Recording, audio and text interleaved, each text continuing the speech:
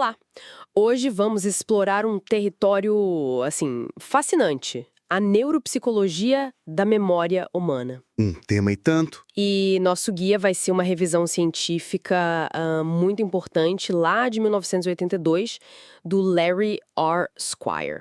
Ele usou o estudo da amnésia, sabe? Cérebros com a memória afetada. Para entender como a memória funciona em todos nós, né? Uma abordagem super interessante. Exato.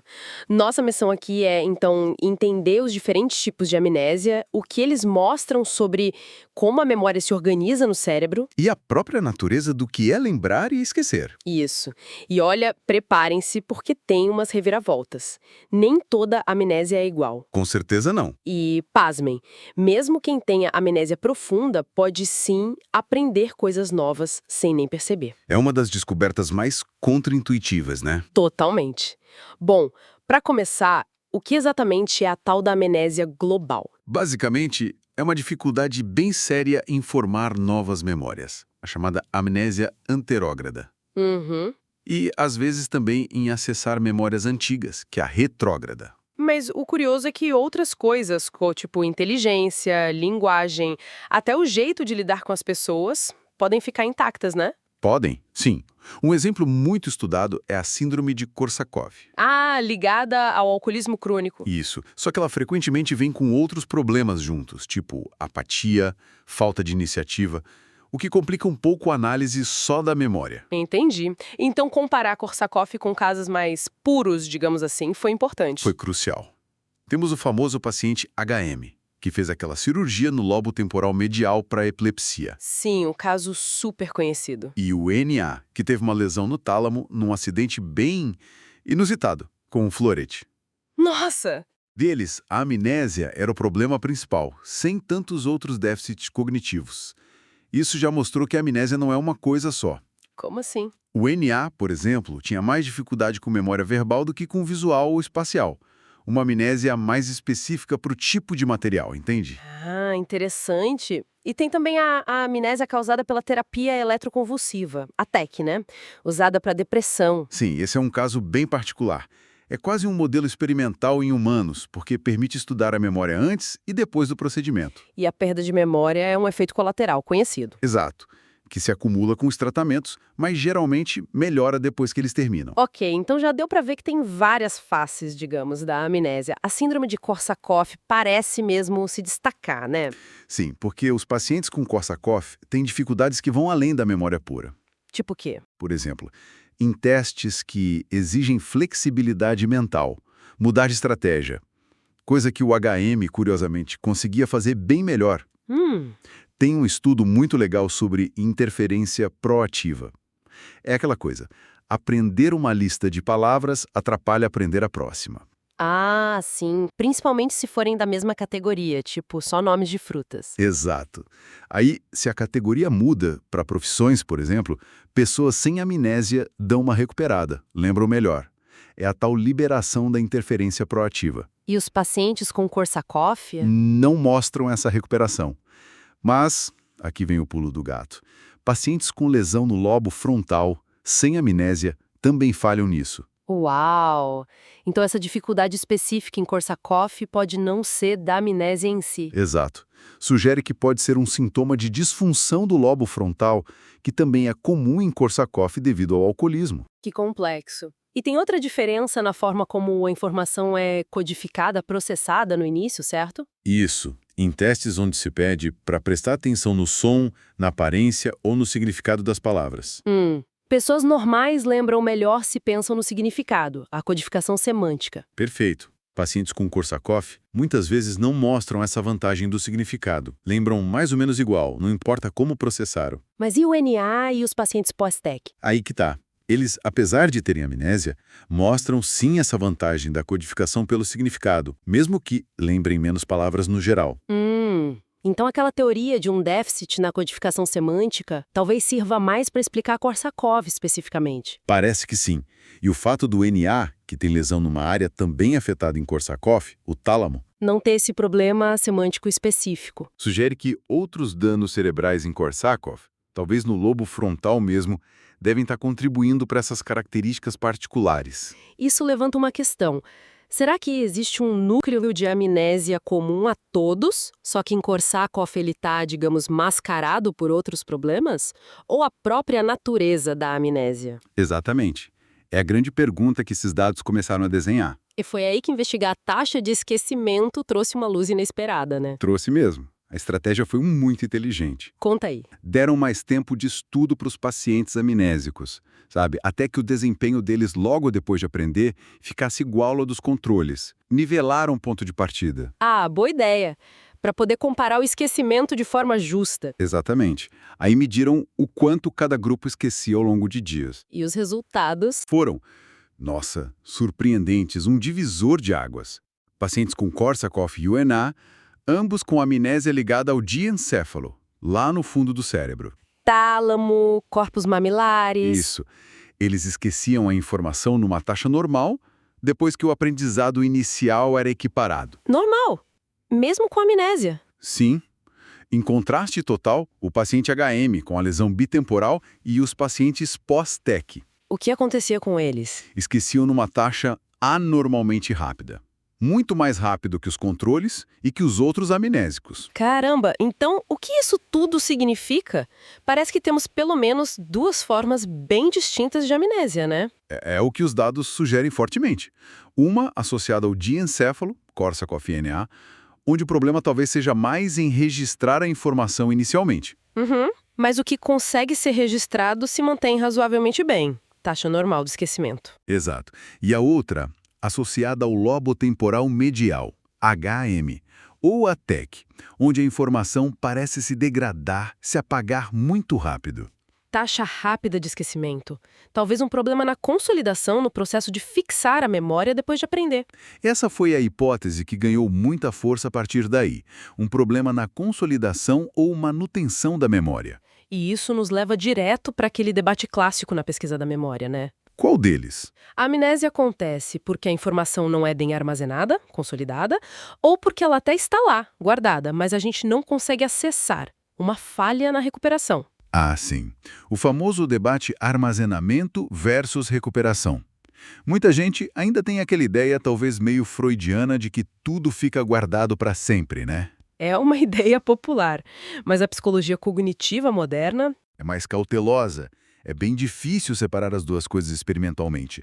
Qualquer problema no armazenamento inicial vai, claro, causar problema na recuperação depois. Faz sentido. E mesmo que dar pistas ajude alguém a lembrar, isso pode significar tanto que a recuperação melhorou, quanto que a informação original estava armazenada de forma meio fraca, incompleta. E a própria biologia do cérebro? O que ela sugere? Olha, a capacidade de reorganização do cérebro, a plasticidade sináptica, crescimento de dendritos até em adultos, e estudos em animais mais simples onde as bases neurais da memória desaparecem com o tempo, tudo isso sugere que o armazenamento pode não ser permanente.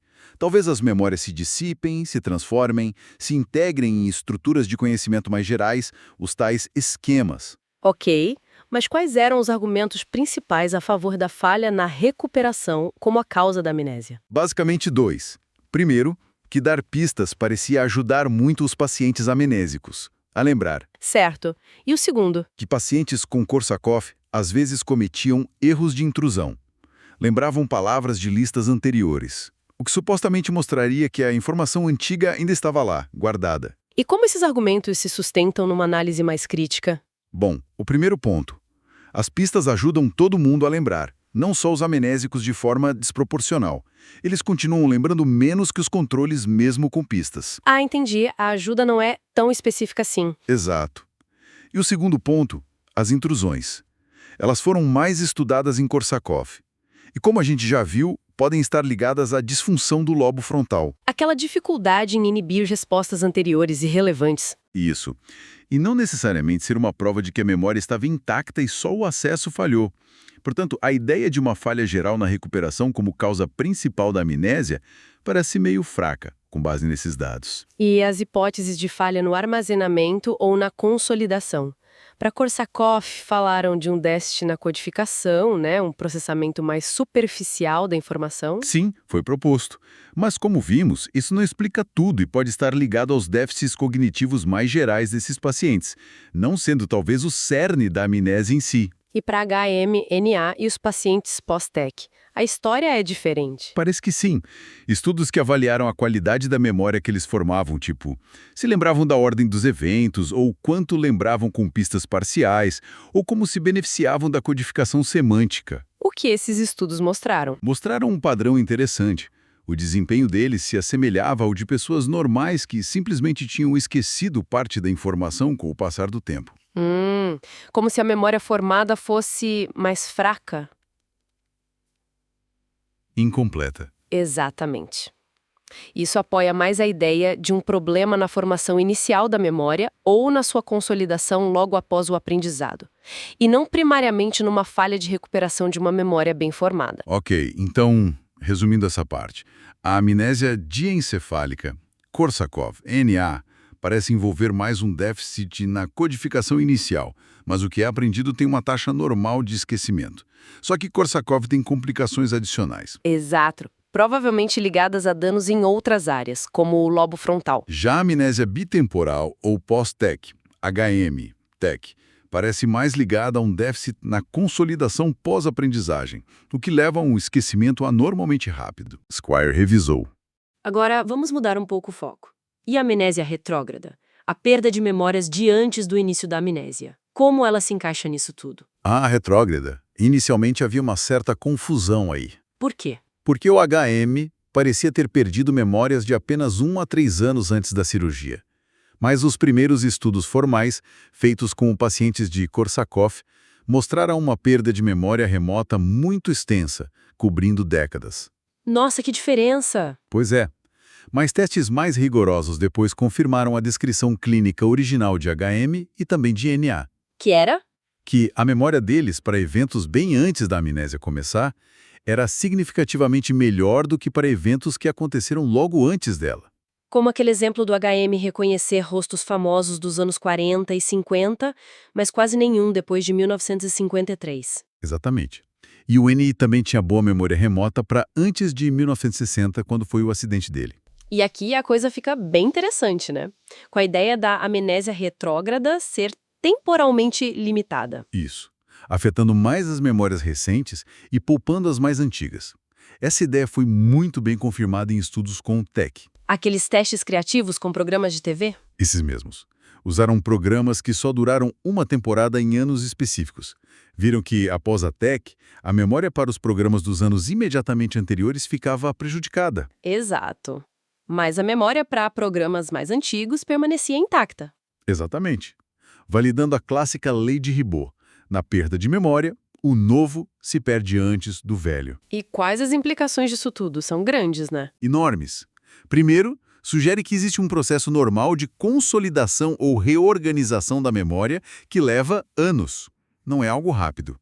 Com o tempo, as memórias se tornam mais resistentes a danos. Faz sentido. Que mais? Segundo, isso implica que o local de armazenamento permanente das memórias não deve ser nessas regiões que são afetadas na amnésia lobo-temporal medial de encéfalo. Elas seriam mais para formação e consolidação inicial? Um processo longo? Exato, mas não para o armazenamento final de longo prazo. E terceiro, isso argumenta fortemente contra uma falha geral de recuperação como causa principal da amnésia em HM, NA e pós-TEC. Por quê? Ora, porque uma falha de recuperação afetaria seletivamente apenas as memórias recentes e pouparia as antigas.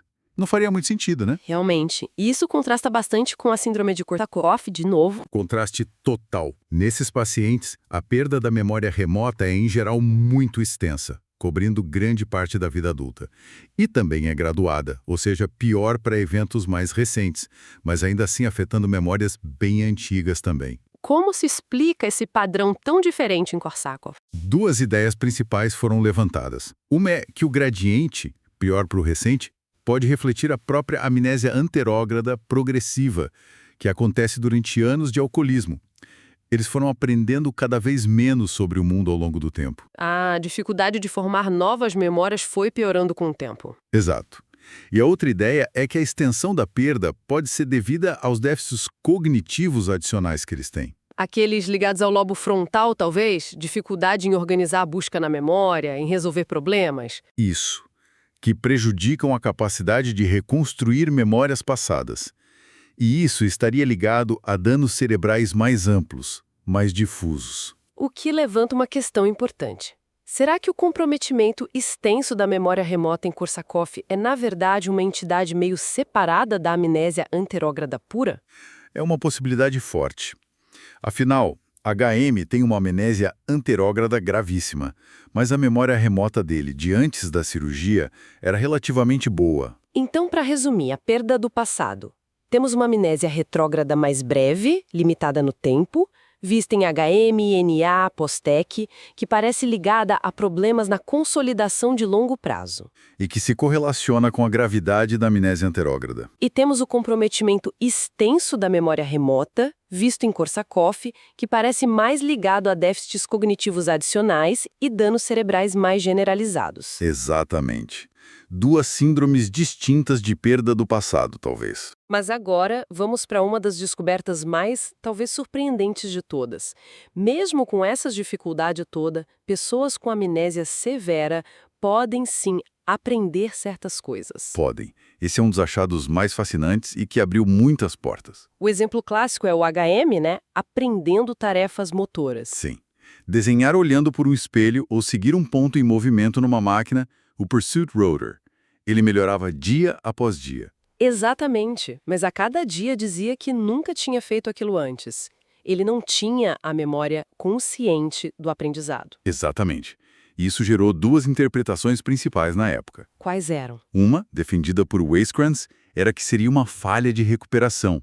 O aprendizado acontece, mas os pacientes não têm acesso consciente a ele. E a outra? A outra, que o Squire defendia no artigo, é que a amnésia reflete um déficit na formação de certos tipos de memória, mas não de outros.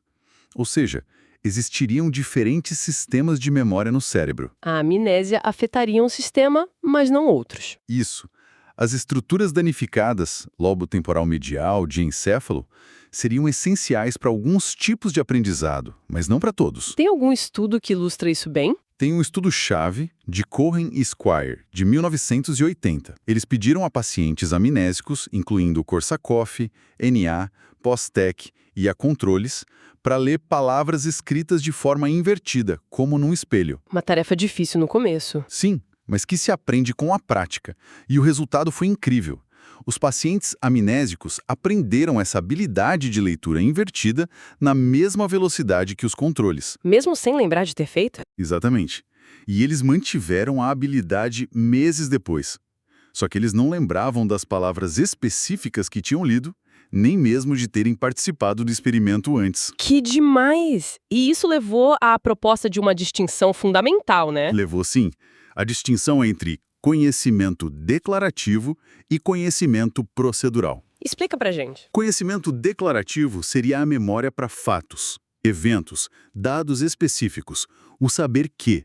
Saber que Paris é a capital da França, ou o que você comeu no café da manhã. Esse tipo de memória depende daquelas estruturas afetadas na amnésia. Exato. Lobo temporal medial, diencéfalo. E é esse tipo que está prejudicado na amnésia. E o procedural? Conhecimento procedural é a memória para habilidades, regras, procedimentos, o saber como. Como andar de bicicleta, digitar, ou, no caso do estudo, ler texto invertido. E esse tipo de aprendizado? Parece ser independente daquelas estruturas cerebrais, e por isso é preservado na amnésia. É um conhecimento que muitas vezes é implícito. A gente acessa ele fazendo e não necessariamente descrevendo ou lembrando conscientemente de quando aprendeu. Uma ideia que, na verdade, ecoa distinções mais antigas, né? Tipo, o saber como versus saber que, do filósofo Ryle. Exatamente. Ou memória-hábito versus memória pura de Bergson. A neurociência estava começando a dar uma base biológica para essas ideias. O cérebro parece realmente fazer essa distinção funcional. E pensando no quadro evolutivo, talvez... O aprendizado procedural pode ser evolutivamente mais antigo. Pensa em forma simples de aprendizado como habituação, tipo ignorar um barulho repetitivo. Ou sensibilização, ficar mais reativo depois de um susto. Isso. Coisas vistas até em invertebrados. Elas modificam o comportamento sem necessariamente criar uma memória explícita do evento em si, do o que, onde, quando. E o declarativo, essa capacidade de registrar fatos e eventos específicos? Pode ter surgido depois na evolução. Curiosamente, até o condicionamento clássico, como aprender a piscar o olho antes de um sopro de ar, também parece ser preservado em amnésicos. Onde ele se encaixa? Talvez mais para o lado procedural. É uma questão em aberto. Mas essa distinção declarativo-procedural pareceu mais útil para entender a amnésia humana do que outras divisões que existiam, né? Sim, pareceu mais útil do que, por exemplo, semântico versus episódico, porque ambos parecem afetados na amnésia declarativa, ou memória de referência versus de trabalho, que vem mais de modelos animais e não se encaixam tão perfeitamente nos humanos. Certo. Então entendemos as diferenças funcionais, os tipos de memória preservados e perdidos, mas e a localização no cérebro? Onde exatamente ocorrem os danos que causam esses diferentes tipos de amnésia? Boa pergunta. A visão inicial focava muito num circuito interconectado. Aquele circuito de papéis, hipocampo, fórnix, corpos mamilais. Esse mesmo. Mas se as amnésias diencefálica e bitemporal são diferentes, como vimos pela taxa de esquecimento, talvez esse sistema não seja tão unitário assim em termos de função, né? Faz sentido. E a anatomia apoia essa ideia de não ser tão unitário? Apoia. O hipocampo tem muitas outras conexões além daquela via fornix corpus mamilares. E o papel do próprio fornix na amnésia é bem controverso. Danos isolados nele nem sempre causam amnésia severa e os resultados em animais também são meio mistos. Ok. Vamos focar primeiro na amnésia diencefálica, então. Korsakoff, NA. A disputa histórica era entre quais estruturas? Principalmente entre os corpos mamilares e uma parte específica do tálamo, o núcleo dorso medial. E por que a disputa? Porque estudos em pacientes com Korsakoff são complicados. As lesões causadas pelo alcoolismo podem ser extensas e variar muito de pessoa para pessoa. Alguns estudos apontavam para o tálamo como crucial, outros para os corpos mamilares. E alguns sugeriam que talvez o dano em ambos fosse necessário para a amnésia mais severa. Exato. O caso NA, que teve aquela lesão mais focal no tálamo esquerdo, confirmada por tomografia, deu um peso maior para o papel do tálamo. Mas a conclusão na época ainda era cautelosa. Sim, o artigo do Squire conclui com cautela que talvez danos em qualquer uma dessas estruturas, corpos mamilares ou tálamo dorso-medial, possam causar algum nível de amnésia, e danos combinados resultem num quadro pior. O papel exato de cada uma ainda precisava ser mais bem definido. Entendido. Agora, vamos para a amnésia do lobo temporal medial, como a do HM. Essa está claramente ligada à cirurgia naquela região. Mas qual estrutura ali é a chave? O hipocampo? A amígdala, que fica ali pertinho? As duas juntas? Olha, a maioria das evidências na época já apontava fortemente para o hipocampo. Que evidências? Cirurgias que conseguiram poupar mais o hipocampo causaram menos amnésia. A remoção isolada da amígdala não parecia causar essa amnésia global. E mesmo em cirurgias unilaterais, a extensão do dano ao hipocampo parecia se correlacionar com o tamanho do déficit de memória. Mas tinha uma ressalva importante, né? Tinha. Não existiam, ou pelo menos não estavam bem documentados, casos de amnésia pura, com lesão exclusivamente no hipocampo, sem afetar nada ao redor. E os estudos em macacos, como aquele do Mishkin? Ah, sim. O Mishkin, em 1978, sugeriu que a lesão combinada de hipocampo e amígdala era necessária para causar um déficit severo numa tarefa específica de memória de reconhecimento em macacos. Isso gerou um debate. E até surgiu uma hipótese alternativa, certo? Do Horrell, sobre o tronco temporal. Isso. Horrell, em 1978, levantou a ideia de que o dano crucial talvez não fosse no hipocampo ou amígdala em si, mas numa faixa de fibras nervosas que passa ali perto, o chamado tronco temporal. E essa hipótese foi testada. Foi. E bem diretamente, em macacos, por Zola Morgan e colegas um pouco depois, em 1981. E o que eles descobriram? Eles fizeram lesões seletivas.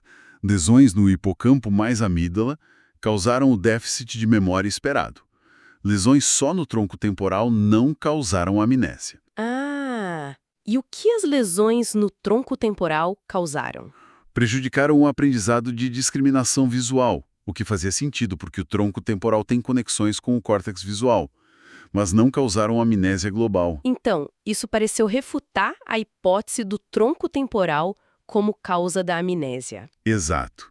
Fortaleceu a ideia de que o sistema hipocampo-amígdala, ou pelo menos o hipocampo dentro desse sistema, era realmente central. Ok. Então, juntando as peças sobre a localização. Para a amnésia diencefálica, as estruturas-chave parecem ser os corpos mamilares ou o núcleo dorso-medial do tálamo. Sim, nessa região profunda. E para a amnésia do lobo temporal medial, o hipocampo é central, talvez funcionando em conjunto com a amígdala. Exato. E a distinção que falamos antes entre memória declarativa e procedural ajuda a entender por que algumas tarefas são afetadas por lesões nessas áreas e outras não, tanto em humanos quanto em modelos animais. Uau! Que viagem, hein? Pela complexidade da memória e da amnésia. Realmente deu para ver que não é uma coisa só. Definitivamente não. Vimos que há formas distintas ligadas a regiões diferentes de encéfalo versus lobo temporal medial. Com características bem diferentes, como a velocidade do esquecimento. Que o debate clássico sobre armazenamento versus recuperação pendia mais para problemas na formação ou consolidação da memória e não só na recuperação. Pelo menos para os casos de Emen, NE e POSTEC. E talvez a maior surpresa, a memória não é um bloco único. Habilidades, o conhecimento procedural podem ser aprendidas mesmo quando fatos, o declarativo, se perdem. Uma dissociação impressionante. A anatomia exata ainda estava sendo refinada na época do artigo, claro, mas o tálamo, os corpos mamelares, o hipocampo e a amígdala já emergiam como atores principais nesse drama da memória. Sem dúvida. E para a gente finalizar, talvez, com uma reflexão, o artigo do Spire termina mencionando algo que continua super relevante hoje. O quê? Que o próprio tecido cerebral está em constante mudança. Conexões se reorganizando, sinapses, dendritos, mesmo na vida adulta, e isso é moldado pela nossa experiência, plasticidade cerebral. Certo. E qual a reflexão? Isso nos deixa com uma pergunta importante. Se a base física da memória está sempre se remodelando, como esses estudos de plasticidade indicam, será que uma memória original pode realmente ficar lá estática, inalterada, por décadas? Boa pergunta. Talvez o esquecimento e a própria natureza meio mutável, reconstrutiva das nossas lembranças, talvez não sejam apenas falhas do sistema, Mas sim. mas sim uma consequência inevitável e talvez até funcional da dinâmica de um cérebro vivo. Uma constante reconstrução da nossa história interna, baseada no passado, sim, mas também no presente. Algo para a gente continuar pensando sobre a fluidez do nosso próprio passado.